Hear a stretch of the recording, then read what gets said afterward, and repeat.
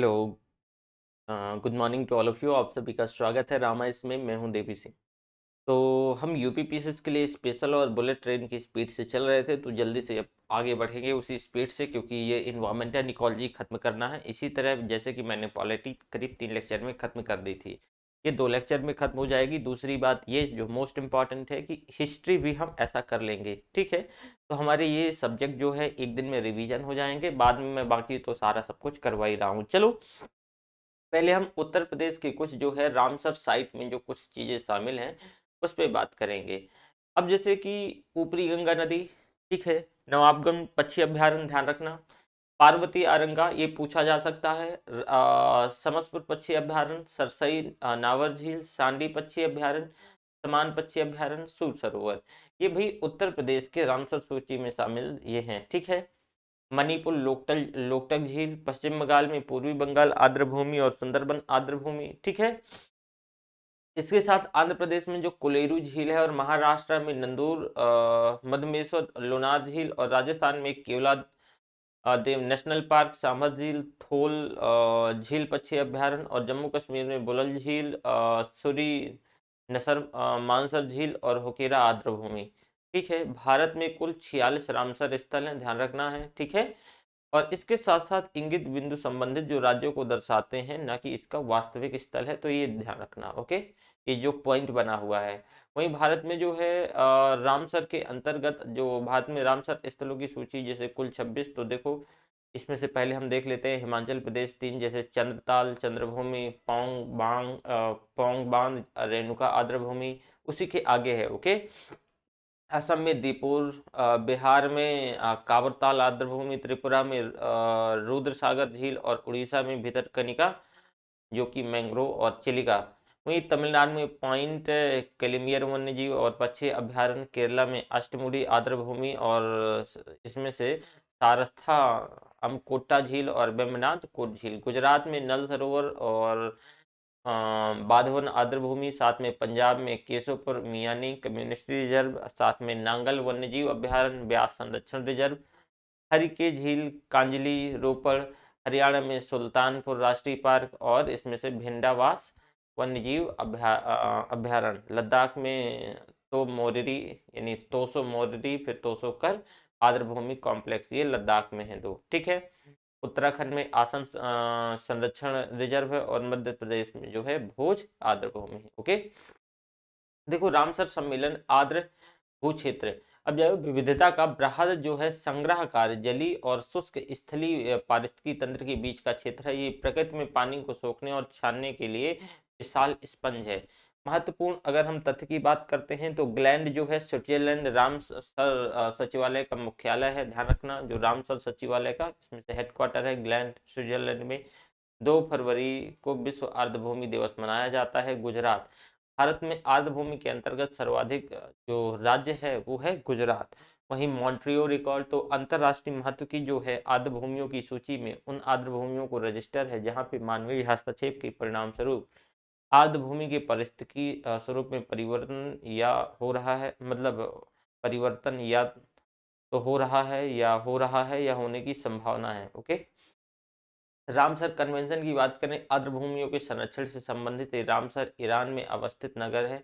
2 फरवरी 1971 को बैठक कन्वेंशन की नींव पड़ती है। 21 दिसंबर 1975 को सम्मेलन को पूर्णतः क्रियान्वित किया गया। विभिन्न अधिनियम और करार, जैव विविधता अधिनियम पारित तिथि 11 दिसंबर 2002। भारतीय संसद के द्वारा प्रावधान के क्रियान्वयन, तो भाई इसमें से स्थापना सबसे सॉरी हाँ राष्ट्रीय जैविक विविधता प्राधिकरण वर्ष 2003, मुख्यालय Chennai Tamil Nadu. World life international के द्वारा संरक्षण संगठनों की एक वैश्विक भागीदारी, इसमें संरक्षण संगठनों की एक वैश्विक भागीदारी पक्षियों और उनके आवासों, वैश्विक जैव विविधताओं और संरक्षण का कार्य हेतु, प्रकृति के संरक्षण हेतु विश्व की सबसे बड़ी भागीदारी, और विश्व भर में 121 भागीदार। जैव सुरक्षा की अगर हम बात करते हैं तो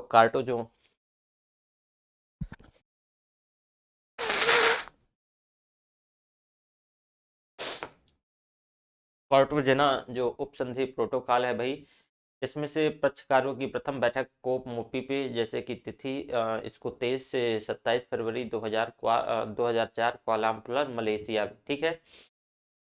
वहीं 23 जनवरी 2001 को ये समझौते पर भारत हस्ताक्षर करता है। संबद्धता आनुवंशिक रूपांतरित जीवों से विशेषज्ञ, संयुक्त राज्य अमेरिका गैर सदस्य इसका है, ठीक है। अब जैसे कि अगला है भाई ट्रैफिक। इसका पूरा नाम है वाणिज्य और प्राणीजात और वनस्पति के व्यापार संबंधी विश्लेषण विशेष, इसमें गैर सरकारी संगठन है। मिशन वन्य पादपों और जंतुओं के व्यापार से प्रकृति के संरक्षण को खतरा न हो सुनिश्चित करना। स्थापना है 1976। रणनीतिक गठबंधन है WWF और IUCN की श्रेणी। वही महत्वपूर्ण तथ्य के अंतर्गत बात करें तो जैव विविधता हॉटस्पॉट की संकल्पना दिए थे ब्रिटिश पर्यावरण जो वाद है नॉर्मस मायर्स। जैव चोरी को रोकने तथा देसी और परंपरागत आनुवंशिक संसाधनों को संरक्षित करने का कार्य करता है राष्ट्रीय जैव विविधता प्राधिकरण। विश्व विरासत अभिसमय और मरुस्थलीकरण करने ये सामना करने और इसके लिए राष्ट्र अभिसमय संबंधित है जैव विविधता से।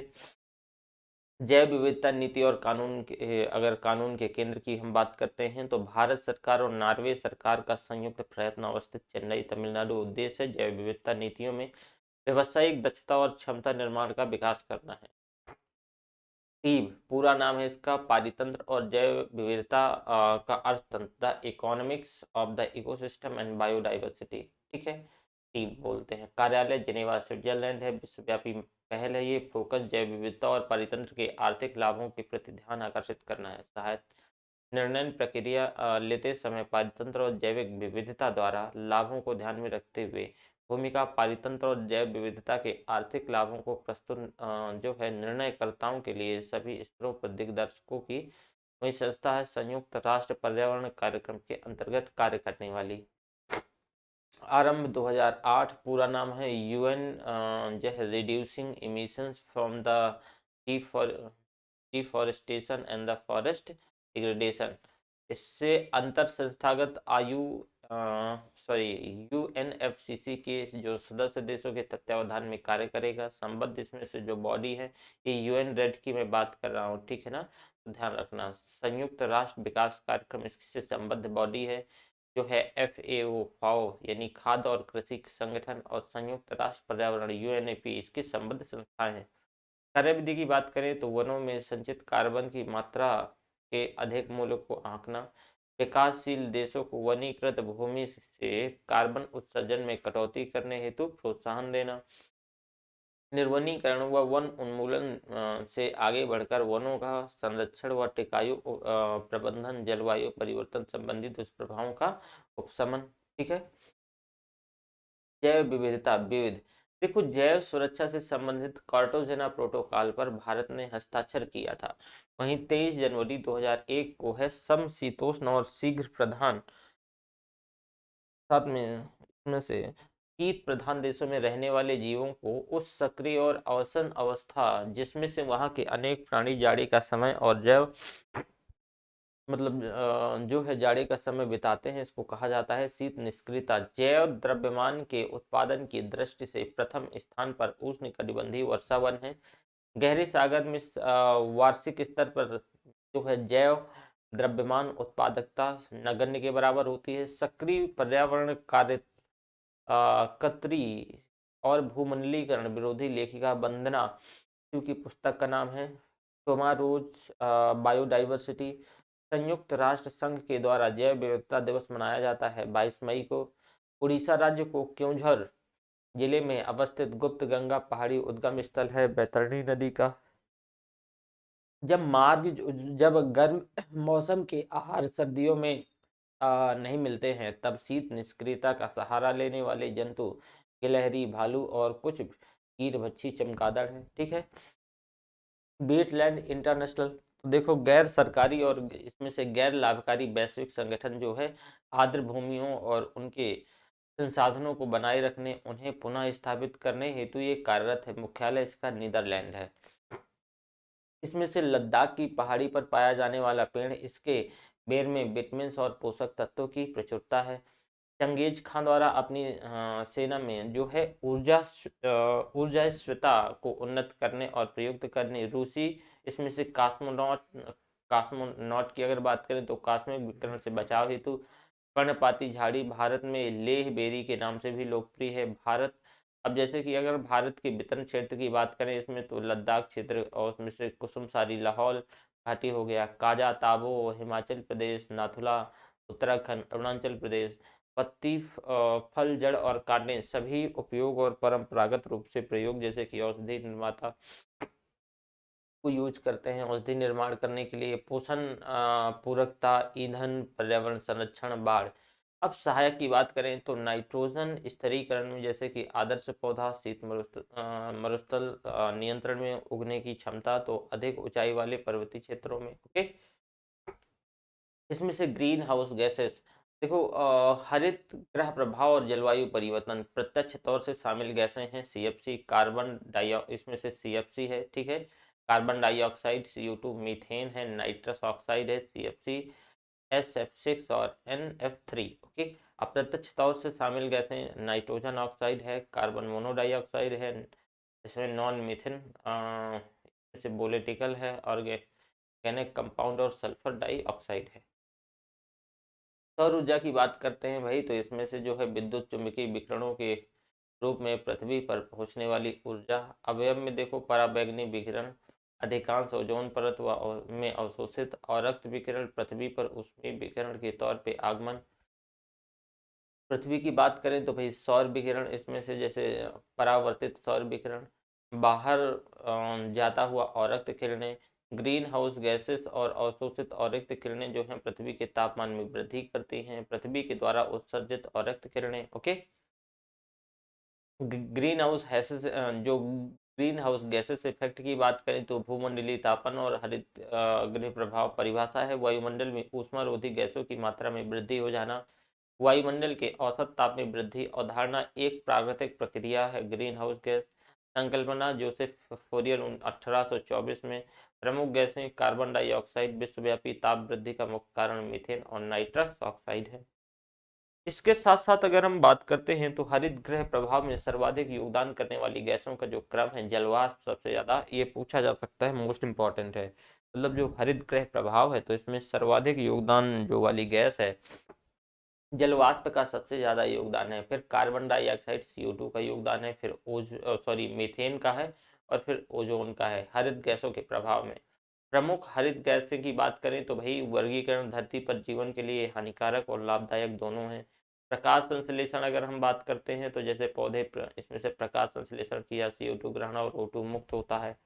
वहीं भूमंडलीय तापन का मुख्य कारण है मानवीय समुद्री मतलब मानवीय गतिविधियों के द्वारा उत्पन्न अधिकांश भाग समुद्री पादपों या भूमि पर पौधों और मिट्टी के द्वारा अवशोषित। प्रकाश संश्लेषण की प्रक्रिया में जो है पादप प्लावक CO2 ग्रहण करते हैं, पादप सामग्री में परिवर्तन। लाभदायक प्रभाव की बात करें तो पौधे में विकास के लिए संभावित रूप से सांद्रता तो वायुमंडल में अन्य ग्रीन हाउस गैसों की तुलना में बहुत अधिक है। मीथेन की बात आती है यहाँ पर तो भाई रासायनिक नाम है CH4, अन्य नाम है मार्स गैस, स्रोत है बायोगैस, जीवाणु अपघटन, जो है जुगाली करने वाले पशु, धान का खेती, साथ में कोयले की खदानें, आर्द्रभूमि, समुद्र, हाइड्रोडेट्स, ये प्राकृतिक स्रोत हैं, ध्यान रखना। और ये जो है और सोर्सेस हैं वायु प्रदूषक। अब देखो भूमंडलीय उष्णता के प्रभाव तो सकारात्मक प्रभाव भी हैं और नकारात्मक प्रभाव हैं। सकारात्मक प्रभावों की बात करें तो भाई अधिक बादल, जो भूमंडलीय उष्णता की वजह से अधिक मात्रा में जो है प्रकाश संश्लेषण CO2 के कारण वाष्पोत्सर्जन दर कम होता है, और इसमें से देखोगे पौधों के द्वारा जल उपयोग की क्षमता में वृद्धि होती है। ओके, नकारात्मक प्रभाव तापमान में वृद्धि होती है, ग्लेशियर का पिघलना, समुद्र के स्तर में वृद्धि होती है, मौसमी दशाओं में ज्यादा परिवर्तन होता है, जैव विविधता को नुकसान पहुंचता है, सूखा, बाढ़ जैसी चीजें आती हैं, फसल उत्पादकता में कमी होती है, भारी आर्थिक क्षति होती है। परीक्षा के लिहाज से जलवायु परिवर्तन और अंतर सरकारी पैनल IPCC के अनुसार 1990 से 2000 के मध्य तापमान में वृद्धि यानी 1.4 टू 5.8 डिग्री सेंटीग्रेड हुआ है। IPCC के अनुसार वर्ष 1990 से 2000 के मध्य जो है समुद्री सतह में वृद्धि का तापमान 0.33 मीटर से 0.45 मीटर हुआ है। अगर बात करें जलवायु परिवर्तन के बारे में थोड़ा सा और, तो जलवायु परिवर्तन देखो, पूर्ण नाम इसका, जैसे परिवर्तन सम्मेलन में तो पूर्ण नाम जैसे यूएनएफसीसी, ठीक है ना, तो पूरा नाम United Nations framework convention on climate change, UN triple C. अंतर्राष्ट्रीय संधि 1992 में गठन, रियो डी जेनेरियो में आयोजित पर्यावरण और विकास सम्मेलन, संयुक्त राष्ट्र में। अन्य नाम जलवायु परिवर्तन पर संयुक्त राष्ट्र अभिसमय, प्रभावी 21 मई 1994, 50 से अधिक देशों द्वारा समर्थित। वर्तमान परिदृश्य विश्व के लगभग 197 देशों द्वारा अभिपुष्ट है। पृथ्वी काल जो है, अर्थात world wide fund for nature का एक विश्वव्यापी आंदोलन है। मार्च माह में अंतिम शनिवार को 1 घंटे 8:30 बजे से 9 बजे के लिए बिजली उपकरणों का प्रयोग बंद। उद्देश्य जलवायु परिवर्तन और पृथ्वी को बचाने की आवश्यकता के बारे में जागरूकता लाना। यूएनएफ ट्रिपल सी बैठक जो वर्ष 2015, पेरिस समझौता, निर्धारित लक्ष्य ग्रीन हाउस गैसों के उत्सर्जन को सीमित करना, 21वीं सदी के अंत तक औसत वैश्विक तापमान में वृद्धि, उद्योग पूर्व स्तर में 2 डिग्री सेंटीग्रेड है या यदि संभव हो सके तो 1.5 डिग्री सेंटीग्रेड से अधिक ना हो।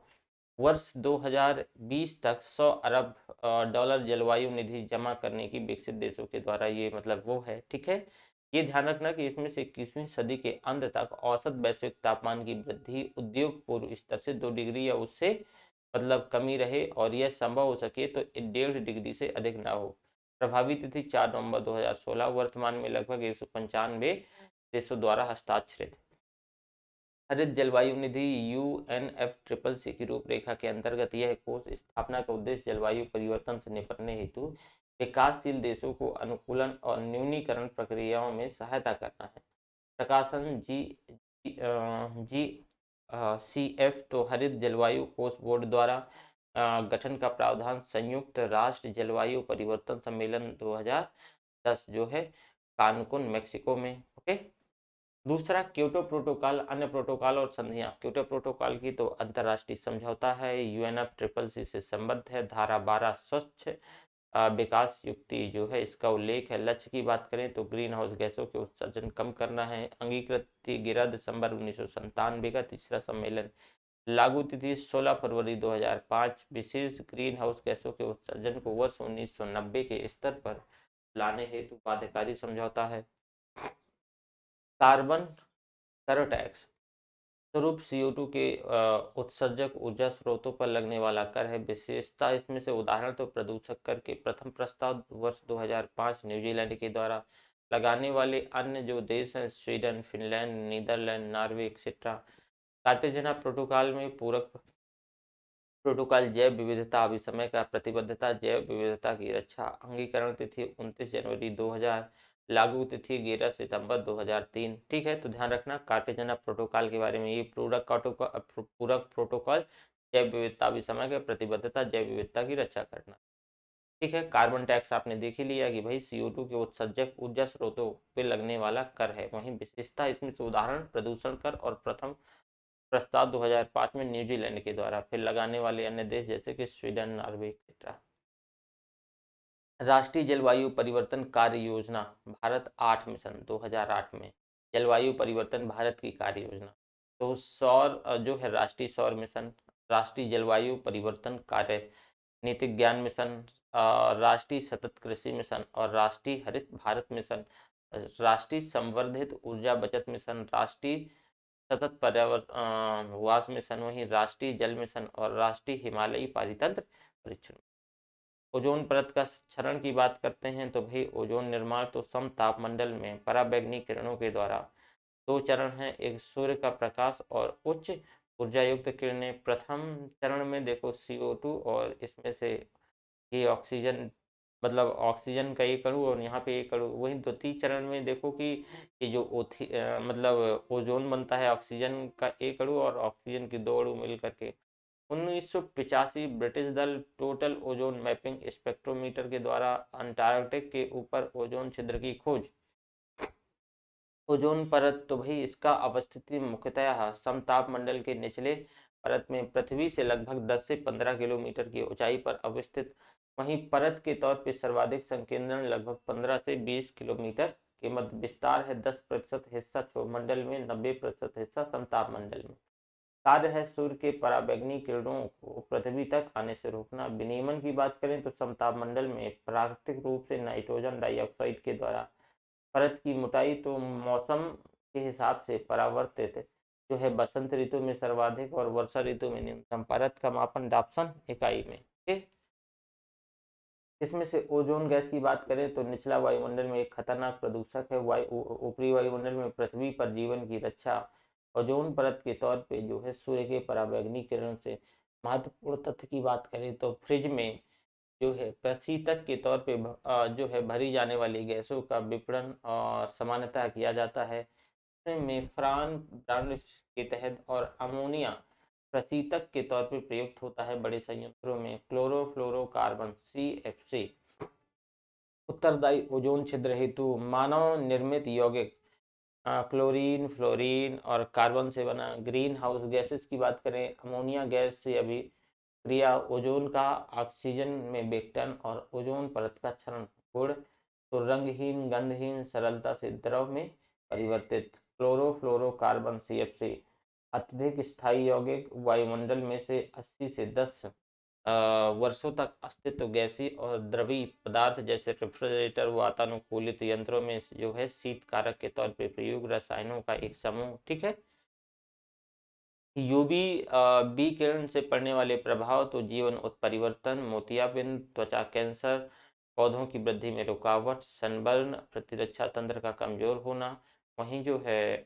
पत्तियों की क्षति हो जाना और आनुवंशिक दोष। यूवी जो है बी रेज है। ठीक है, उष्णकटिबंधीय वर्षावन की बात करें तो स्थिति भूमध्य रेखा के निकट, इसका विस्तार 10 उत्तरी से 10 दक्षिणी अक्षांश पर है। ठीक है, विशेष तथ्य इसमें से विश्व का जो सबसे बड़ा बायोम है, ये सबसे बड़ा बायोम है। घेराव पृथ्वी के धरातल के लगभग 8% भाग का है और इसमें से अन्य तथ्य वर्ष भर वर्षा होती है। ठीक है, इसके साथ साथ महत्वपूर्ण जो तथ्य है CFC हेलोजन, नाइट्रस ऑक्साइड और ट्राइक्लोरोएथिलीन हेलोन्स 1211 और 3000 मतलब 1301 इत्यादि ओजोन परत की क्षीणता के लिए रिस्पॉन्सिबल गैसें हैं। वहीं ध्रुवों पर ओजोन के क्षरण का प्रभाव सर्वाधिक परिलक्षित होता है और अंटार्कटिका के ऊपर ओजोन छिद्र का सर्वाधिक निर्माण हुआ है। वहीं GW केंट मूर ने तिब्बत पठार की ऊपरी मतलब ऊपर वर्ष 2005 में ओजोन आभा मंडल जो कि ओजोन हेलो का पता लगाया था। ओजोन परत के संरक्षण से वियना संधि का एक प्रोटोकॉल मॉन्ट्रियल प्रोटोकॉल संबंधित है। मॉन्ट्रियल प्रोटोकॉल प्रभावी हुआ था 1 जनवरी 1989 से। वहीं साथ में ओजोन परत के संरक्षण के लिए 16 दिसंबर को प्रतिवर्ष अंतर्राष्ट्रीय ओजोन दिवस मनाया जाता है। ओजोन परत संरक्षण के प्रभाव UV C rays, UV A और यूवी बी। तो देखो यूवी ए और बी त्वचा पर हानिकारक प्रभाव डालती है और ठीक है, इसमें से यूवी बी सी ये पराबैंगनी किरणें हैं। ठीक है, इसके साथ इसमें से विषुवतीय वन की बात करें 200 विषुवतीय वन का मतलब 200 सेंटीमीटर से अधिक वर्षा वाले वन उष्णकटिबंध क्षेत्र में है। मुख्य वनस्पतियां लंबे चौड़े पत्ते वाले और सदाबहार पेड़ है जहां 200 सेंटीमीटर से अधिक वर्षा होती है। विश्व के लगभग 80% जैव विविधता वाले वन विषुवतीय वन में ही पाए जाते हैं। अमेजन वर्षा वन अन्य नाम है इसका अमेजोनिया या फिर अमेजन वन। चौड़ी पत्तियों वाले नमी युक्त वन स्थिति इसकी दक्षिण अमेरिका अमेजन बेसिन में। विशेष नाम इसका पृथ्वी ग्रह के फेफड़े कहे जाते हैं। वहीं पृथ्वी के 20% से अधिक ऑक्सीजन का उत्पादन परीक्षा की दृष्टि से लिहाज इसमें से जैसे हिमालय के प्राकृतिक तौर रूप से पाया जाने वाला टेक्सास वृक्ष जो सूचीबद्ध रेड डाटा बुक में है। वहीं टेक्सास वृक्ष में टेक्सास नामक औषधि जो विशेषतः कैंसर के प्रति प्रभावी प्राप्त होती है। वहीं मैंग्रोव वन की बात करें तो उष्ण और शीतो जो उपोष्ण कटिबंधीय क्षेत्रों में जो समुद्र तटों के लवणीय जल से उगने वाले वन कहलाते हैं मैंग्रोव वन। सुंदरवन डेल्टा में तो सुंदरी नामक वृक्ष पाया जाता है। चिराव द्वीप जो कि गोवा का वह द्वीप जो पूरी तरीके से में संरक्षित कच्छ वनस्पति क्षेत्र है। अब वनों के द्वारा प्राप्त सेवाएं तो पहले हम प्राकृतिक संसाधन यानी एक संभाव्य संसाधन, वास्तविक संसाधन, आरक्षित संसाधन और स्टॉक संसाधन। ठीक है, तो वनों से लाभ और वनों के तो हम देखोगे इसमें से सांस्कृतिक लाभ क्या है भाई। आध्यात्मिक, शैक्षणिक, सांस्कृतिक, साहित्यिक। उत्पादक इसमें से फल, रेजिन, एल्कलॉइड, रबर, औषधियाँ। सुरक्षात्मक क्रियाएं भूमि संरक्षण, जल प्रदूषण, जल संरक्षण, सूखा, ठंड, हवा, धूप से सुरक्षा, ध्वनि प्रदूषण से बचाव। यहाँ इसमें से जो है नियमनकारी प्रक्रियाएं तो तापमान नियंत्रण और शोषण, बाढ़, सूखा और नियंत्रण, जो गैसों CO2 और O2 के संतुलन, कार्बन के जैव भू रासायनिक चक्र का नियमन। इसमें से वनोन्मूलन के कारण और प्रभाव। वनोन्मूलन के प्रभाव, कम वर्षा होती है, हिमालय में जल स्रोतों का सूखना, जाति विलोपन, भूमंडलीय तापमान में वृद्धि, मृदा अपरदन, भूमि की उर्वरा शक्ति का ह्रास होना, मरुस्थल का निर्माण, बाढ़ और सूखा, साथ में जैव विविधता को हानि, क्षेत्रीय और भूमंडलीय जलवायु का पर दुष्प्रभाव। वनोन्मूलन के कारण अगर हम बात करें तो जंगल की आग, वहीं खेती योग्य भूमि का विस्तार, सड़कों का विकास वनोन्मूलन के कारण। ठीक है। शहरीकरण, औद्योगिकरण, काष्ठीय पादपों का अंधाधुंध व्यावसायिक जो है उपयोग, पशुओं द्वारा घास चरना और नीति निर्माण में सतत विकास की अनदेखी। ठीक है, ये देखोगे ये कारण है इसके। वनों का वर्गीकरण वही संरक्षित वन, राष्ट्रीय वन, ग्राम वन और वृक्ष भूमि, 4 भागों में वर्गीकरण किया जाता है। महत्वपूर्ण कुछ तथ्य हैं। नवीनीकरणीय संसाधन, एक बार उपयोग होने के बाद पुनः उपयोग में लाए जाने वाले संसाधन रिन्यूएबल रिसोर्सेज कहलाते हैं। जीवित पुल या प्राकृतिक पुल, अगर किसी पेड़ को काटे बिना उससे पुल बना दिया जाता है तो उस पुल को कहा जाता है जीवित पुल। वहीं एल्यूमिनियम को जो पर्यावरणीय हितैषी स्वरूप में नवीनीकरणीय योग होने के कारण हरी धातु की संज्ञा दी जाती है एल्यूमिनियम को। वहीं वन संपदा संरक्षण से संबंधित भारतीय प्रयास, देखो वन जीव संरक्षण अधिनियम लगभग भारत सरकार द्वारा पारित, लागू तिथि 9 सितंबर 1972 को। उद्देश्य वन्य जीवों की तस्करी, अवैध शिकार से रक्षा और संरक्षण। प्रावधान, वन्य जीवों का आवास संरक्षण, विशेष किसी भी व्यक्ति के द्वारा विधि द्वारा किए गए कतिपय उपबंधों के अधीन होने के सिवाय घड़ियाल, भारतीय जंगली गधा और जंगली हैंस तीनों का शिकार वर्जित है।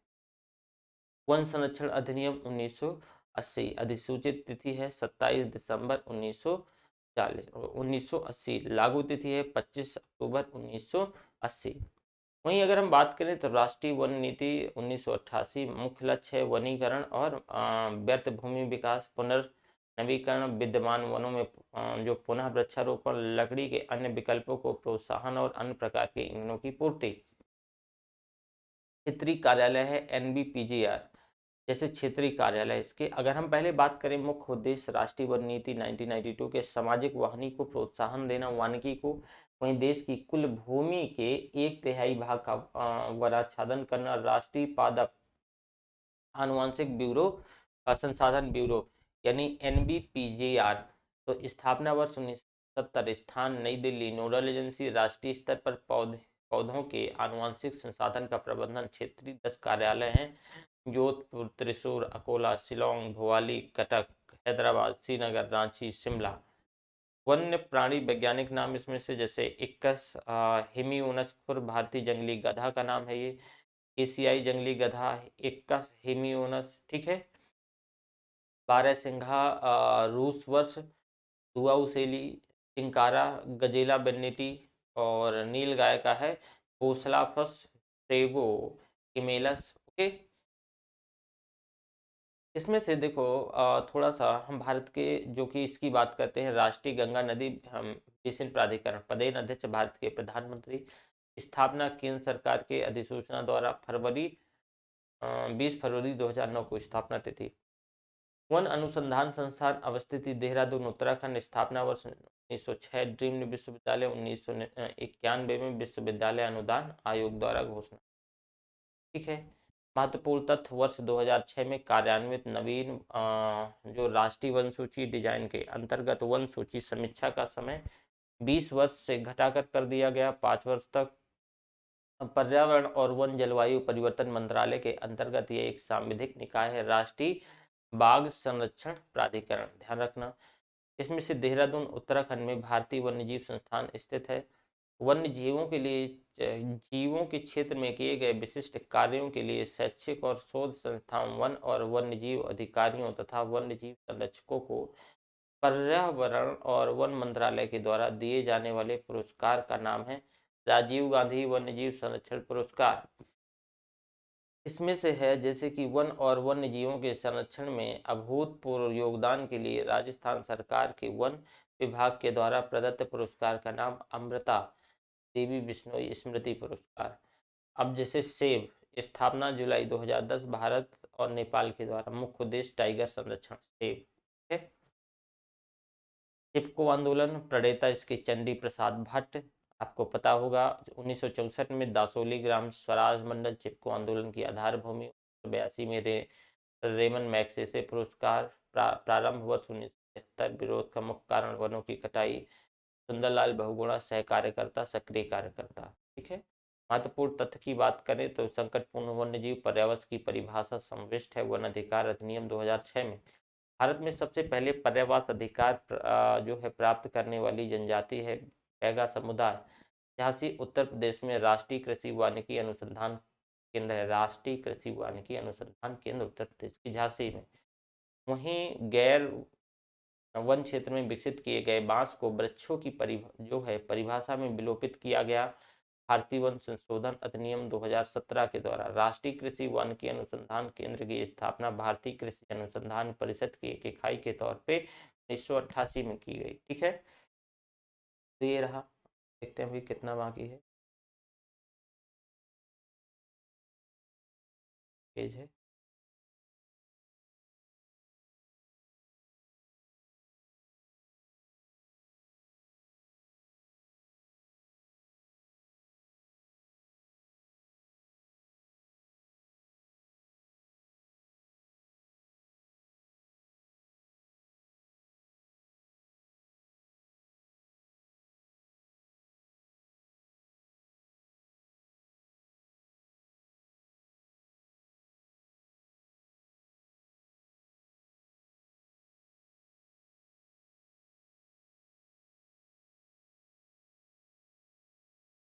हाँ? अपना वन अपना धन हिमाचल प्रदेश द्वारा प्रारंभ योजना, उद्देश्य इसका वनारोपण की क्रियाविधि को बढ़ावा देना, मुख्यमंत्री वन जनवन योजना, संबंधित राज्य झारखंड, प्रारंभ तिथि 15 नवंबर 2015, उद्देश्य इसका प्रदेश में हरित क्षेत्र में वृद्धि कर पर्यावरण संतुलन कायम रखना, उद्देश्य इसका वृक्षारोपण के माध्यम से भूजल संरक्षण, निजी क्षेत्र में वनोत्पाद जो है वनोपज उत्पादन को बढ़ावा देकर के अधिसूचित वनों पर दबाव कम करना। वहीं राज्य में जन सहयोग से वनाच्छादन में वृद्धि, किसानों की भूमि पर जो है वृक्षारोपण कर उनकी आय को बढ़ाना। वहीं जैव विविधता संरक्षण अभ्यारण्य, जैव मंडल रिजर्व, इसमें से योजनाएं प्रारंभ वर्ष और प्रोजेक्ट टाइगर 1970, प्रोजेक्ट हाथी 1992, मोस्ट इंपॉर्टेंट पूछा जा सकता है। जैव विविधता संरक्षण संरक्षित क्षेत्र है राष्ट्रीय उद्यान, वन्यजीव अभ्यारण्य, जैव मंडल रिजर्व, सामुदायिक रिजर्व, ये संरक्षित क्षेत्र। असंरक्षित क्षेत्रों के लाभ भी प्राकृतिक और संबद्ध सांस्कृतिक स्रोतों का सुरक्षा, सभी मूल निवासी जाति उपजातियों की समाविष्ट का प्रबंधन, समुदायों और आवासों की संख्या वितरण प्रबंधन, वर्तमान जातियों की आनुवंशिक विविधता का संरक्षण, मानव द्वारा विदेशी जातियों की पुनः स्थापना पर प्रतिबंध। ठीक है। साथ में अगर हम बात करेंगे तो इसमें से पर्यावरण परिवर्तन की दशा में जातियों की स्थानांतरण सुगम बनाना। ठीक है। जैव मंडल आरक्षित क्षेत्र मानव हस्तक्षेप विहीन प्राकृतिक क्षेत्र होता है। संरक्षित क्षेत्र के अंतर्गत राष्ट्रीय उद्यान और वन्यजीव अभ्यारण्य, देखो राष्ट्रीय उद्यान में शिकार और चराई पूर्णतः वर्जित है, जो राष्ट्रीय उद्यान है शिकार और चराई पूर्णतः वर्जित है, मानवीय हस्तक्षेप पूर्णतः वर्जित है, ये जो राष्ट्रीय उद्यान नेशनल पार्क होते हैं। वन्यजीव अभ्यारण्य में अनुमति के बिना शिकार पर पाबंदी है, अनुमति लेनी होगी, चराई और गो पशुओं के आवागमन नियमित है। ठीक है। तो ये ध्यान रखना। जिम कॉर्बेट थोड़ी से तो भारत में स्थापित प्रथम राष्ट्रीय उद्यान जो कि जिम कॉर्बेट है, वर्ष इसकी 1936 में स्थापना वर्ष है। हेली नेशनल पार्क के तौर पे स्थिति नैनीताल जिला उत्तराखंड, वर्ष 1973 सर्वप्रथम प्रोजेक्ट टाइगर की शुरुआत करी गई। ठीक है। केवला देवी राष्ट्रीय उद्यान जो है केवला देव 1982 राष्ट्रीय उद्यान का दर्जा, स्थिति भरतपुर जिला राजस्थान में, 1985 विश्व प्राकृतिक धरोहर सूची में शामिल यूनेस्को के द्वारा। राष्ट्रीय उद्यान और संबंधित राज्य बांदीपुर कर्नाटक में, पिन वैली हिमाचल प्रदेश में है, सरिस्का रणथंभौर राजस्थान में है, सलीम अली ये राष्ट्रीय उद्यान कहाँ जम्मू कश्मीर में है, इंद्रावती कहाँ छत्तीसगढ़ में है, बांधवगढ़ मध्य प्रदेश, राजा जी उत्तराखंड है ना, महान हिमालय जैसे हिमाचल प्रदेश। ओके। जैसे दुधवा राष्ट्रीय पार्क के बारे में भाई, तो लखीमपुर खीरी उत्तर प्रदेश स्थित इसका प्रथम गैंडा पुनर्वास योजना 1984 में। वर्तमान द्वितीय गैंडा पुनर्वास योजना का कार्यान्वयन। महत्वपूर्ण तथ्य की बात करें तो जम्मू और कश्मीर राज्य में वर्ष 1981 में स्थापित दाच दाचीगाम राष्ट्रीय उद्यान स्थित है। बांधवगढ़ राष्ट्रीय उद्यान में सफेद बाघों के लिए प्रसिद्ध राष्ट्रीय उद्यान है। येलोस्टोन नेशनल पार्क संयुक्त राज्य अमेरिका का प्रथम राष्ट्रीय पार्क है। वहीं मेघालय राज्य में जो है नोकरेक जैवमंडल राज्य स्थापित है। मणिपुर में विश्व का एकमात्र प्लाव यानी जो फ्लोटिंग पार्क जो केबुल लामजाओ नेशनल पार्क है, कहाँ, मणिपुर में। ठीक है, इसमें राष्ट्रीय उद्यान संबंधित जो है मन्नार की खाड़ी सागरी राष्ट्रीय उद्यान स्थित तमिलनाडु में। ठीक है, नामदफा अरुणाचल प्रदेश में, बुक्सा पश्चिम बंगाल में, नागरहोल कर्नाटक। ठीक है, अन्य नाम राजीव गांधी नेशनल पार्क, ठीक है, का है। और बेतला झारखंड में है, गिर गुजरात में है। वहीं विशेष राष्ट्रीय उद्यान तो इराविकुलम नीलगिरी के मेघ बकरियों नीलगिरी ताहर कवास है यहाँ पे। पेरियार मुख्य संरक्षित वन्य पशु बाघ और हाथी। केबुल लामजाओ अपघटित पौधों से युक्त है। वहीं महान हिमालय भूरे बालू की उपलब्धता है। केवलादेव सर्दियों में साइबेरियन सारस का प्रवास है। विविध की बात करते हैं तो पश्चिम बिहार और जिला नवाबगंज उन्नाव में। ठीक है, मोस्ट इंपॉर्टेंट पश्चिम बिहार। ओखला गौतम बुद्ध नगर में पश्चिम बिहार है। और समसपुर रायबरेली में है। ठीक है, पार्वती आरंगा जयप्रकाश नगर गोंडा। ठीक है, विविध तथ्य तो ग्रेट इंडियन हॉर्नबिल का प्राकृतिक आवास पश्चिमी घाट है। प्रथम भारत का प्रथम तितली उद्यान बन्नरघट्टा जैविक उद्यान बेंगलुरु में है। चमकीले नीले धब्बों के साथ मखमली काले पंखों वाली ब्लू मार्मन तितली को राज्य तितली के तौर पर महाराष्ट्र ने घोषित किया है। भारत को सबसे बड़ी तितली सदन बर्डविन को राज्य तितली के तौर पर घोषित करने वाला राज्य कर्नाटक बना है। प्रमुख राष्ट्रीय उद्यान जो संबंधित हैं तो जैसे कि दाची गाम जम्मू एंड कश्मीर पे, दुधवा नेशनल पार्क, ठीक है, आप यहाँ पे देखो, लखीमपुर उत्तर प्रदेश, नामदफा ये है। इसके साथ साथ ये इतांग नकी केबुल लामजाओ मणिपुर, सुंदरबन वेस्ट बंगाल, बेतला ये झारखंड पे पड़ता है, सिमलीपाल, इंद्रावती, पापीकोंडा, गुंदई, गुगामल, गिरवन, ठीक है, सरिस्कारण मतलब राजस्थान, सुल्तानपुर, ये सभी कुछ है मतलब राष्ट्रीय उद्यान है, नेशनल पार्क है। अब राष्ट्रीय उद्यानों से संबंधित राज्य तो काजीरंगा मानस असम में है ना, ये असम में ही पड़ता है। ठीक है, इसमें से जैसे कि अगर हम मध्य प्रदेश की बात करें तो मानहो, कान्हा, बांधवगढ़, संजय ये मध्य प्रदेश में है। ठीक है, वहीं कार्बेट तो कार्बेट राजाजी फूलों की घाटी उत्तराखंड में है। बांदीपुर बनरघट्टा अंसी कुद्रेमुख ये कहाँ है भाई, ये जो है आपकी कर्नाटक में है ना।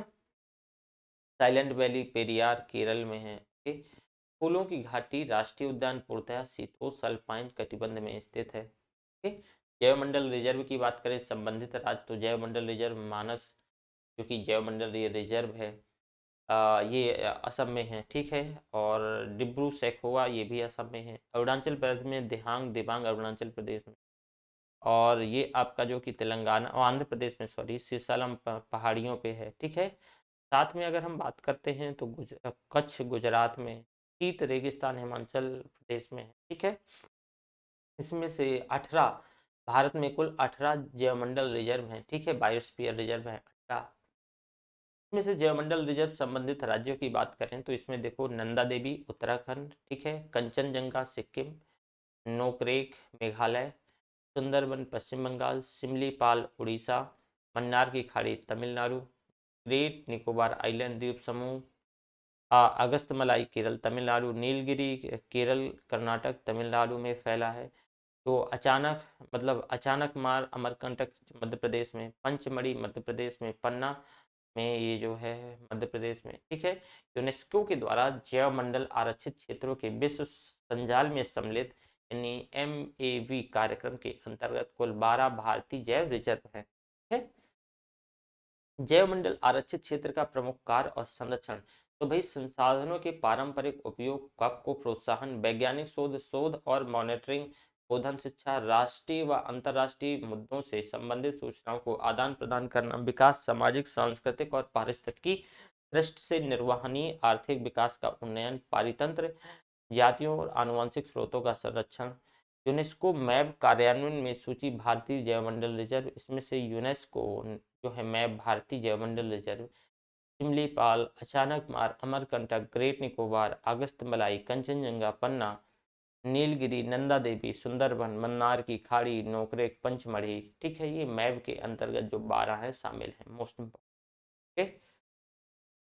इसमें से मुख्य तथ्य, भारत सरकार के द्वारा अब तक स्थापित जैवमंडल जो आरक्षित क्षेत्रों की संख्या 18 है। यूनेस्को के विश्व संजाल में सम्मिलित भारत के 12 जैवमंडल की संख्या 12 है, मतलब आरक्षित क्षेत्रों की संख्या। यूनेस्को द्वारा प्रमाणित भारत की बृहत्तम क्षेत्रफल की दृष्टि से जैवमंडलीय निधि, मन्नार की खाड़ी, क्षेत्रफल 10,500 वर्ग किलोमीटर। भारत में क्षेत्रफल की दृष्टि से सबसे बड़ा जैवमंडलीय निधि जो है, इसमें से कच्छ का रण गुजरात, करीब 12,454।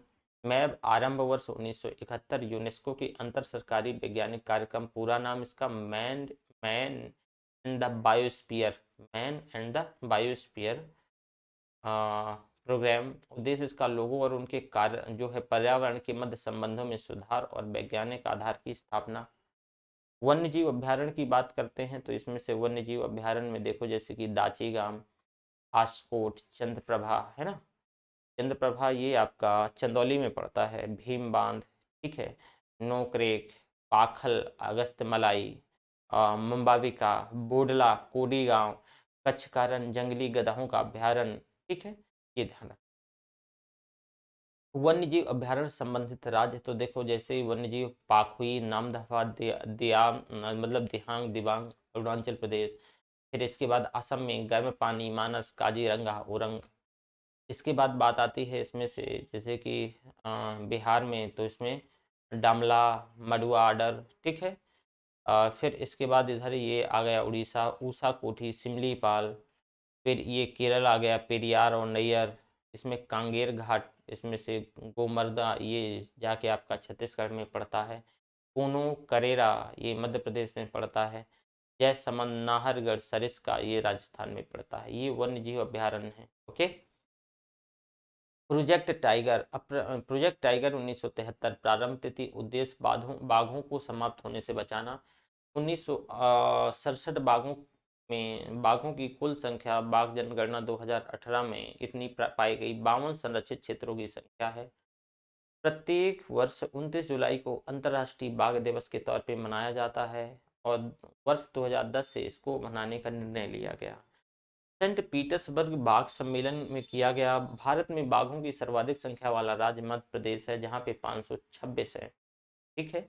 भारत का सबसे बड़ा बाघ आवास पाया जाता है नागार्जुन सागर श्रीशैलम टाइगर रिजर्व में, आंध्र प्रदेश में। ठीक है, तो भारत का मतलब सबसे बड़ा आवास है।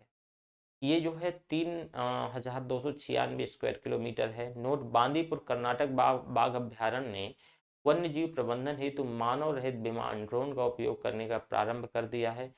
भारत का एक नेशनल पार्क जो कि टाइगर रिजर्व भी है, ठीक है, और उसकी जलवायु उष्णकटिबंधीय से शीतोष्ण आर्कटिक तक परिवर्तित होती है, वह है नामदफा, अरुणाचल प्रदेश। ठीक है, ये नेशनल पार्क और टाइगर रिजर्व दोनों हैं। रॉयल बोटेनिकल जो है बोटेनिक गार्डन अवस्थिति क्यों इंग्लैंड, स्थापना 1759, वर्ष 2003, विश्व विरासत स्थल में शामिल जो है रॉयल बोटेनिक गार्डन। विशेष, इसमें 40,000 से अधिक प्रजातियां पौधों की और विश्व का सबसे बड़ा वानस्पतिक उद्यान है। सत्यमंगलम बाघ आरक्षित क्षेत्र अवस्थिति पूर्वी और पश्चिमी घाटों के मिलान पर स्थल है। अन्य जंतु हाथी, लकड़बग्घा, तेंदुआ। विशेष तथ्य, तमिलनाडु का सबसे बड़ा वन्यजीव अभ्यारण्य। वेल, बाघ अभ्यारण्य की बात करें तो कार्बेट, राजाजी, नामदफा, पक्के, कामलोंग, कहाँ, अरुणाचल में। ये जो है आपका बंगाल में बुक्सा और सुंदरबन। इसमें से अमराबाद, कावल पे जाके यहाँ पर कर्नाटक पे, पेरियार और पारंबीकुलम आपका केरल पे। इसके बाद रणथंभौर, सरिस्का, मुकुंदा हिल्स राजस्थान में। फिर बोर, मेलघाट, तदोबांधेरी, पेंच, सहस्त्राद्री, नवेगांव, नागजीरा, ये आपका महाराष्ट्र में। ठीक, ये आंध्र प्रदेश में है। अमराबाग और कावल ध्यान रखना है। इसमें से देखो, पेंच बाघ अभ्यारण्य मध्य प्रदेश और महाराष्ट्र दोनों में स्थित है, इंपॉर्टेंट है, पूछा जा सकता है। बाघ अभ्यारण्य 51 है। संबंधित राज्य जैसे तो मैं ऑलरेडी की दुधवा और पीलीभीत बाघ अभ्यारण्य है, ठीक है, उत्तर प्रदेश में। वहीं अगर हम बात करते हैं तो मानस, नमेरी, काजीरंगा, ओरंग ये आपके असम में है। फिर इसमें से आपको देखोगे कि ये जो है झारखंड में अचानक मार, उदंती, इंद्रावती है ना, नागार्जुन सागर, श्रीशैलम ये आपका आंध्र प्रदेश में। फिर आपका आता है कर्नाटक में बांदीपुरा, भद्रा, बिलिगिरी, रंगनाथ मंदिर और नागरहोल, डंडेली। और इसमें से सतपुड़ा, संजय दुबरी, कान्हा, पेंच, बांधवगढ़, पन्ना मध्य प्रदेश में। ओके, बाघ अभ्यारण्य में से ये सारी चीजें। अब जैसे कि नोट, हाल ही में राष्ट्रीय बाघ संरक्षण प्राधिकरण एनटीसीए ने राजस्थान के बूंदी जिले में स्थित रामगढ़ विषधारी अभ्यारण्य को राज्यों के चौथे बाघ अभ्यारण्य के तौर पर परिवर्तित करने के लिए मंजूरी प्रदान की। इस संबंध में राज्य सरकार के द्वारा अधिसूचना जारी होने के बाद इसे भारत का 52वां बाघ अभ्यारण्य घोषित किया जाएगा। पलामू, वाल्मीकि, दफा, सिमलीपाल, सतकोतिया, इसमें से श्रीविलीथिपुर, मेघामलाई, अन्नामलाई, मुडुमलाई, सत्यमंगलम, काला कांड, यानी मुंडनथुरई ये सभी है, ठीक है। इसमें से भारत में विश्व धरोहर स्थल पे से जो विश्व धरोहर स्थल से संबंधित जो है एरिया, ली कार्बूसियर वास्तुकला ये हो विश्व धरोहर में। वहीं छत्रपति शिवाजी टर्मिनल जो कि कहाँ ये पड़ता है, ये आपका महाराष्ट्र में विक्टोरिया टर्मिनल्स, विक्टोरियन गोथिक और आर्ट डेको यानी एसेंबल्स मुंबई, ठीक है। वहीं हम भारत में स्थित जो है विश्व धरोहर स्थल की बात करते हैं तो देखो भाई, नंदा देवी फूलों की घाटी राष्ट्रीय उद्यान, कंचनजंगा राष्ट्रीय उद्यान, काजीरंगा राष्ट्रीय उद्यान, मानस वन्यजीव अभ्यारण्य, सुंदरबन राष्ट्रीय, ये देखो विश्व धरोहर में शामिल है, ठीक है। चंपानेर, पावागढ़, इसमें पुरातत्व पार्क, केवलादेव राष्ट्रीय उद्यान और ग्रेट हिमालयन राष्ट्रीय। भारत में विश्व धरोहर स्थल में कुछ चीजें और जैसे नालंदा महाविहार, सूर्य मंदिर उड़ीसा, कोणार्क, सांची बौद्ध स्तूप स्मारक मतलब मध्य प्रदेश, बोध गया के मंदिर, महाबोधि के मंदिर, ठीक है। अजंता की गुफाएं, एलोरा की गुफाएं, एलिफेंटा की गुफाएं, गोवा के चर्च एंड कॉन्वेंट और महाबलीपुरम स्थित स्मारक समूह, चोल मंदिर, ये सभी जो है भारत के विश्व धरोहर स्थल में शामिल है। साथ में देखो भारत में स्थित विश्व धरोहर स्थल में जैसे कि लाल किला परिषद, हुमायूं का मकबरा, कुतुब मीनार, उसके स्मारक, ये दिल्ली में सारी चीजें, ठीक है। फिर इसके बाद उत्तर प्रदेश में जो है शामिल है तो आगरा का किला, ताजमहल, फतेहपुर सीकरी विश्व विरासत में, ठीक है। खजुराहो समूह के स्मारक, भीमबेटका शैलाश्रय, पदक्कल स्मारक समूह, हम्पी के स्मारक समूह, पश्चिमी घाट, ऐतिहासिक शहर अहमदाबाद, रानी की वाव यानी पाटन, जयपुर शहर, जंतर मंतर, इसमें से धोलावीरा, राजस्थान के पहाड़ी किले, ये सब इसमें से विश्व धरोहर सूची। देखो महत्वपूर्ण तथ्य, भारत में सर्वप्रथम समुद्री सेंचुरी स्थापित की गई कच्छ की खाड़ी में कार्बेट राष्ट्रीय उद्यान जल प्राप्त करता है रामगंगा नदी से, मोस्ट इंपॉर्टेंट है, ठीक है। किनार वन्य जीव विहार अवस्थित है कहाँ, केरल राज्य में। हरिके आर्द्रभूमि पंजाब प्राप्त में स्थित है और ब्यास और सतलज के संगम पर है हरिके बैराज, और वहीं पे बांध बना है। वहीं 5 मौसमों का बाग जैसे महरौली के समीप स्थित। वैकल्पिक ऊर्जा और ऊर्जा संसाधन, नवीनीकरणीय ऊर्जा और अनिनवीनीकरणीय। नवीनीकरणीय ऊर्जा में सौर ऊर्जा, पवन, जल विद्युत, बायोगैस, भूतापी, कचरे से उत्पादित ऊर्जा, ज्वारी ऊर्जा, ये सभी नवीनीकरणीय ऊर्जा। अनवीनीकरणीय कोयला, पेट्रोलियम, प्राकृतिक गैस, इसमें से परमाणु ऊर्जा, शेल गैस एक्सेट्रा। ऊर्जा और पर्यावरण मतलब ऊर्जा संसाधन, महत्वपूर्ण तथ्य, प्राकृतिक प्रक्रिया के तहत लगातार प्राप्त होने वाली जो ऊर्जा नवीनीकरणीय ऊर्जा कहलाती है। ऊर्जा का वह रूप जो ना तो प्रदूषक कारक हो और ना ही इसका प्राकृतिक संसाधनों पर विपरीत प्रभाव पड़े, नवीनीकरणीय ऊर्जा। पौधों के उत्पाद और हजारों वर्ष से पृथ्वी के नीचे दबे पेड़ पौधे के जीवाश्म जिनका उपयोग हम ईंधन के तौर पे करते हैं कहलाते हैं जीवाश्म ईंधन। साथ में जीवाश्म ईंधन वर्तमान में ऊर्जा के प्रमुख स्रोत हैं, एक बार इनका उपयोग करने के बाद इन्हें दोबारा प्राप्त नहीं किया जा सकता है। कच्चे तेल और प्राकृतिक गैस जीवाश्म ईंधनों को समाप्त होने के खतरे को ऊर्जा संकट कहा जाता है। इसमें से सौर ऊर्जा और वैकल्पिक ऊर्जा ये एक अच्छा प्राकृतिक संसाधन है। सौर विकिरण से प्राप्त प्रदूषित रहित प्रदूषण नहीं है। वैकल्पिक ऊर्जा का सबसे बड़ा संग्रहगार है। जैविक मात्रा में सर्वाधिक उपयोग होता है। पौधों के प्रकाश संश्लेषण के लिए आवश्यक है। फोटोवोल्टिक तकनीकी के द्वारा सूर्य के प्रकाश का सौर ऊर्जा में रूपांतरण। सौर ऊर्जा उपयोग आवासीय भवनों को गर्म जल आपूर्ति, सड़क प्रकाश व्यवस्था, रेलवे सिग्नल, लघु सिंचाई परियोजना हेतु जल की आपूर्ति। महत्वपूर्ण तथ्य क्या है? विश्व का प्रथम पूर्ण रूप से सौर ऊर्जा से संचालित अंतरराष्ट्रीय हवाई पत्तन जिसे संयुक्त राष्ट्र पर्यावरण कार्यक्रम ने स्वीकृत किया, कोच्चि केरल में है। वर्ष 2018 में पूर्णतः सौर ऊर्जा पर चलने वाला भारत का पहला केंद्र शासित प्रदेश दीव है। इसमें से ऊष्मा रासायनिक परिवर्तन द्वारा ठोस बायोमास का दहन योग जो गैस मिश्रण के रूपांतरण कहलाता है, बायोमास गैसिफिकेशन।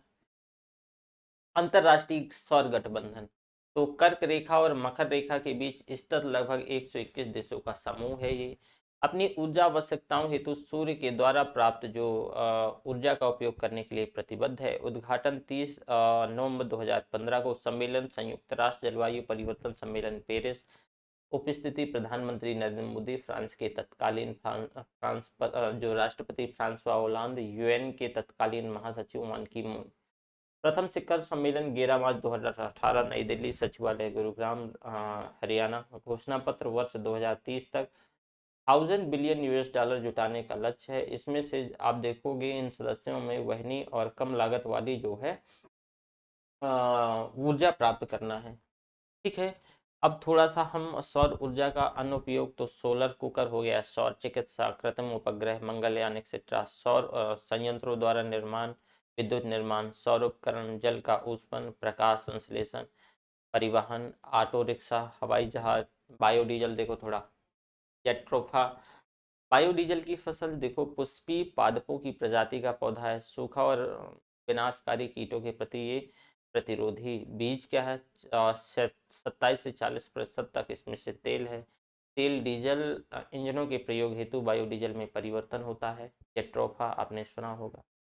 इसमें से पोंग जो है पोंगमिया पिनाटा भारत के अधिकांश शुष्क क्षेत्रों में प्राकृतिक तौर से अंकुरण बीज, इसका लिपिड की प्रचुरता, इसमें से ओलिक अम्ल आधा लगभग आधा। विकल्प बायोडीजल का फ्यूल सेल के लाभ, सेल की डिजाइन और माप का आसान मानकीकरण, पर्यावरण हितैषी, शोर सहित अधिक क्षमता, बायोमास के स्रोत, इसमें से औद्योगिक अपशिष्ट, नारियल जो है आवरण, मूंगफली का छिलका, धान की भूसी इत्यादि, सीवेज, जीव जंतुओं के अपशिष्ट, वन और लकड़ियां, कृषि और घरेलू अपशिष्ट, नगर पालिका ठोस अपशिष्ट, एथेनॉल प्रसिद्ध अल्कोहल, अन्य नाम एथिल अल्कोहल, उपयोग हरित ईंधन के तौर पर, स्रोत शक्कर युक्त पदार्थ, स्टार्च युक्त पदार्थ, अन्य स्रोत पाइन, करंज, फन और किण्वन एक्सेट्रा। महत्वपूर्ण तथ्य की बात करें तो बायो जो है इस यानी एसफॉल्ट डामर का विकल्प है। इसमें से भारत में राष्ट्रीय हाइड्रोजन बोर्ड का गठन किया गया 2003 में। वहीं सिक्किम भारत का पहला पूर्ण जैविक राज्य बना। प्रदूषक तो भारतीय गुणों पर आधार, गैसीय प्रदूषण, धूल प्रदूषण, ताप प्रदूषण, ध्वनि प्रदूषण, रेडियो सक्रिय प्रदूषण। उत्पत्ति के अनुसार जो है ये भौतिक गुणों के आधार पर है। उत्पत्ति के प्राकृतिक यानी ज्वालामुखी का फूटना, मानवोद्भवी यानी एंथ्रोपोजेनिक जो है मनुष्यों के द्वारा, औद्योगिक क्षेत्र या फिर कृषि से उत्पन्न प्रदूषक, पर्यावरण के भाग के आधार पे वायु प्रदूषण, जल प्रदूषण, भूमि प्रदूषण, प्रकृति के आधार पे जैव निम्नीकरण, बायोडिग्रेडेबल, जैव निम्नीकरण रहित, मतलब नॉन बायोडिग्रेडेबल। अब जैसे बायोडिग्रेडेबल में है जो इसमें से निम्नीकरण घर का कूड़ा, पशुओं के मल मूत्र, sewage etcetera. Non degradable plastic, DDT, benzene और हेक्साक्लोराइड इत्यादि। प्रदूषण परिभाषा भूमि, वायु और जल के भौतिक, रासायनिक अथवा जैव अभिलक्षणों में अनपेक्षित परिवर्तन के परिणाम स्वरूप उत्पन्न प्रदूषक ऐसे पदार्थ जिनके प्रदूषण फैलता है। एंथ्रोपोजेनिक प्रकृति पर मानवीय प्रभाव, एंथ्रोपोजेनिक पर्यावरण मानव गतिविधियों से परिवर्तित पर्यावरण, वहीं एंथ्रोपोजेनिक प्रदूषण मनुष्य द्वारा उत्पन्न प्रदूषक। वायु प्रदूषण परिभाषा मानवीय या प्राकृतिक कारणों से वायुमंडल में उपस्थित गैसों के निश्चय अनुपात, विषाक्त गैसों और कणकीय पदार्थों के कारण अवांछनीय परिवर्तन। स्रोत प्राकृतिक गैस स्रोत, जंगल की आग, ज्वालामुखी उद्गार, जैविक एक्सेट्रा। इसमें से मानव जनित जैसे कि गैसें, धूल, कणकीय पदार्थ, इसमें से उसमें ये सारी चीजें। ठीक है।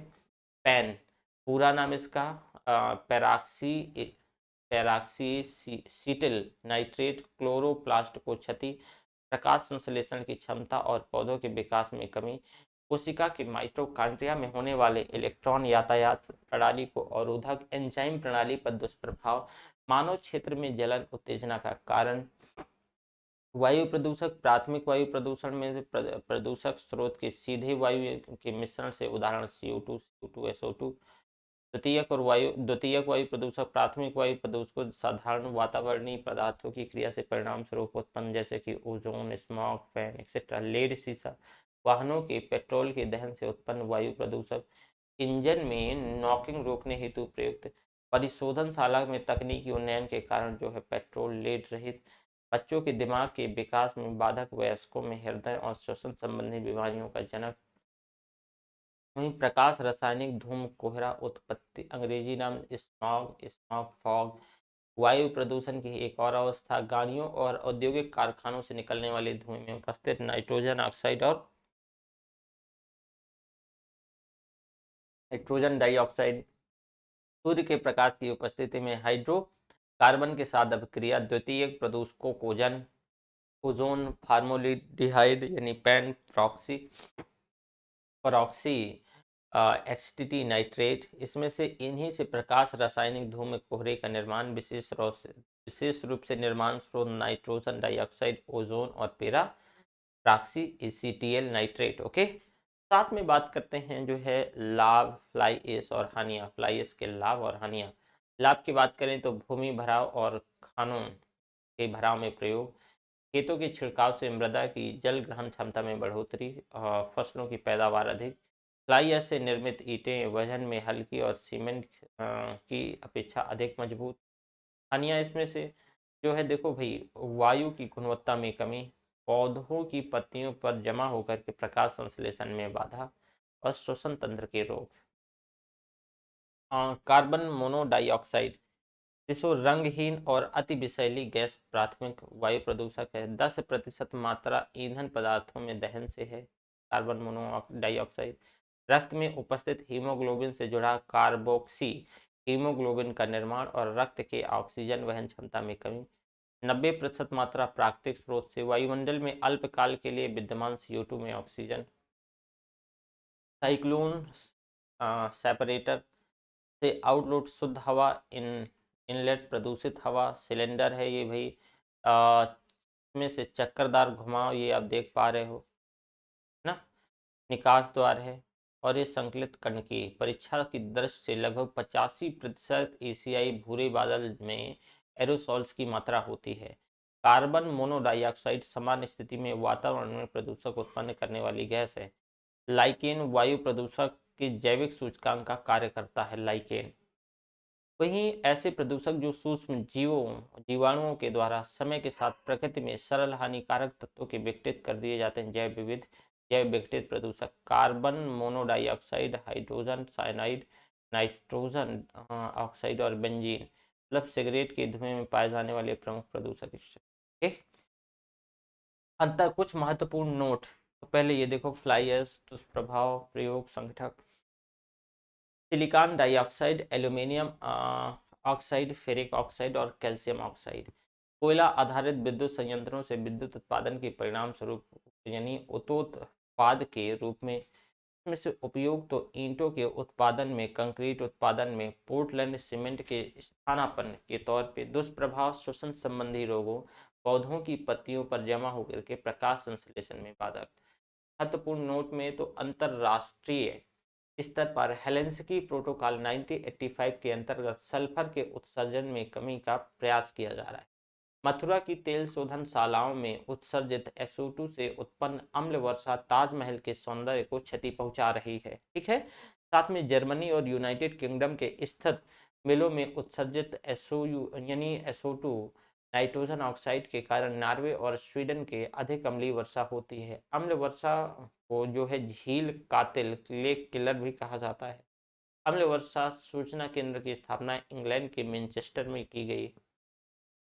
रेडॉन गैस इंडोर वायु प्रदूषण का सर्वाधिक महत्वपूर्ण प्रदूषक है। रंगहीन, गंधहीन, रेडियो एक्टिव अक्रिय गैस है। इसमें से रेडियम से उत्सर्जन दुष्प्रभाव फेफड़े का कैंसर, रक्त कैंसर और प्राकृतिक रूप से मृदा का उत्सर्जन। रेडॉन गैस ध्यान रखना। अन्य से संबंधित तथ्य जैसे कि जल में जैविक और अजैविक दोनों प्रकार के पोषक तत्व की मात्रा में वृद्धि की कहलाती है। सुपोषण। गंगा नदी में जैव रासायनिक ऑक्सीजन जैसे कि मांग BOD सर्वाधिक मात्रा पाई जाती है गंगा नदी में। कानपुर और इलाहाबाद प्रयागराज के मध्य जो कि है भूमिगत जल को प्रदूषित करने वाले अजैविक प्रदूषक आर्सेनिक है। आर्सेनिक का बेहतर अवशोषक माना जाता है धान का पौधा। जीवाश्म ईंधन का दहन, NO2 का उत्सर्जन, भारी कण वर्षा के साथ शहर पर प्रभाव, ऐतिहासिक भवनों के पत्थर का अपघटन, मनुष्यों के नेत्र व गला संबंधी रोग, आर्थिक व सांस्कृतिक स्तर पर हानि, हल्के कण वायु जलवायु में घुलकर स्रोत से दूर प्रभाव, पौधों की पत्तियों को क्षति, श्वसन और प्रकाश संश्लेषण की प्रक्रिया में बाधा, इससे फसल में वृद्धि में रुकावट, मृदा के पोषक तत्वों का अलगाव, एल्यूमिनियम यौगिक मुक्त होकर बच्चों को क्षति, वर्षा द्वारा एल्यूमीनियम का झीलों और तालाबों में प्रवेश, मेढक और मछलियों या अम्लीय जल में अंडे देने में असमर्थ। महत्वपूर्ण तथ्य की बात करें तो अम्ल वर्षा का जलीय जो तंत्र पर प्रभाव, अम्ल के अणुओं द्वारा मछलियों के गिल के तौर पर म्यूकस का निर्माण, ऑक्सीजन के अवशोषण में बाधा, जीवों में ब्लैक फुट बीमारी, मछलियों की मृत्यु, कई मछलियों के अंडों का हैच, अंडे से बच्चों का निकल ना हो पाना और निम्न पीएच ऊतकों का इसमें से लवण संतुलन समाप्त हो जाना, पीने के पानी और भोजन के माध्यम से भोजन विषाक्तता, मेफ्लाई की मृत्यु और इसमें से मेढकों को भोजन का अभाव, अम्ल वर्षा के ये सभी है जलीय प्रभाव हैं। जल प्रदूषक भाई तो वाहित जलाशय में पोषक तत्वों नाइट्रोजन फास्फोरस में वृद्धि, शैवाल ब्लूम जलीय पौधों में वृद्धि, जलाशय की सतह पर विस्तार, ऑक्सीजन की मात्रा में कमी, जहर का श्रावण, जलीय जीवों मछलियों की मृत्यु क्योंकि ऑक्सीजन कम, तो जल इसमें से जैव विविधता में कमी। ठीक है। फैक्ट्रियों के अपशिष्ट और कसाई खाने के अपशिष्ट, तो ये जल प्रदूषक है। परीक्षा के लिहाज से भाई देखो कि नाक जो है नोक नीस संलक्षण पैरों का मुड़ना फ्लोराइड के प्रदूषण द्वारा उत्पन्न होता है। जैव शौचालय प्रणाली के आवासीय जीवाणु अपशिष्ट पदार्थों का विखंडन कर उसे पानी और गैस मीथेन में परिवर्तित कर देते हैं। फ्लोराइड तत्व का अत्यधिक सांद्रण जो है फ्लोरेस नामक रोग के कारण बनता है। वर्षा कोहरा बर्फ के द्वारा तो अम्ल का जमाव ही आर्द्र मौसम, आर्द्र जमाव, वर्षा कोहरा या फिर बर्फ के द्वारा, शुष्क मौसम और शुष्क जमाव, वायु के द्वारा बहाकर लाए गए कणों को अम्लीय गैसों के द्वारा, आर्सेनिक से उत्पन्न होने वाली बीमारियां, ब्लैकफुट, डायरिया आर्सेनिक से, पेरिफेरल न्यूरिटिस, हाइपर मतलब केराटोसिस, फेफड़े का कैंसर, त्वचा का कैंसर आर्सेनिक की वजह। BOD biological biochemicals and oxygen demands, Hindi नाम जैविक और जैव रसायन ऑक्सीजन की मांग। मुख्य इकाई जल प्रदूषक मापन की इकाई, अधिक मात्रा जल संक्रमण का सूचक।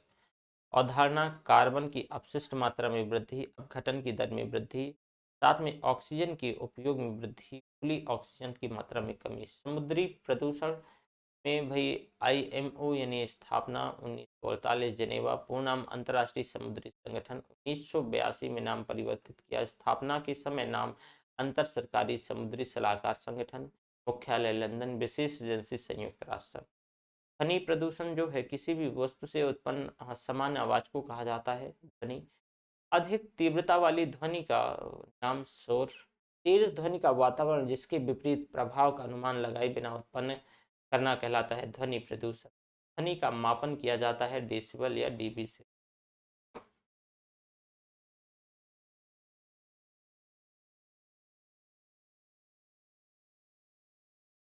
आज इतना ही रखते हैं, अगले दिन ठीक है। Thank you very